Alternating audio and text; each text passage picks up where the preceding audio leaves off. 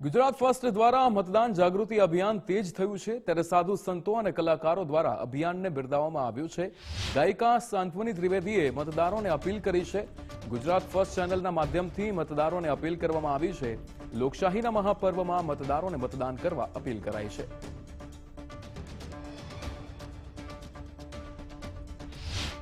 ગુજરાત ફર્સ્ટના તમામ દર્શક મિત્રોને મારા નમસ્કાર।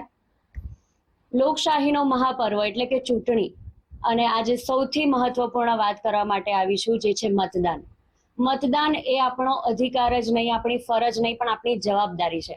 એટલે આ વર્ષે આપ સૌને ગુજરાત ફર્સ્ટના માધ્યમથી અપીલ કરું છું કે તમારા પોલિંગ બૂથ ઉપર જઈ અને 100% મતદાન કરજો। અને ખાસ કરીને યુવાનો, આપણે ઘણા બધા સોશિયલ મીડિયા ઉપર ઓપિનિયન્સ આપતા હોઈએ છીએ, એ ખૂબ જ ઇઝી છે, પણ સુપર પાવર અને રિયલ પાવર એ પોલિંગ બૂથ ઉપર જઈને વોટ આપવો છે।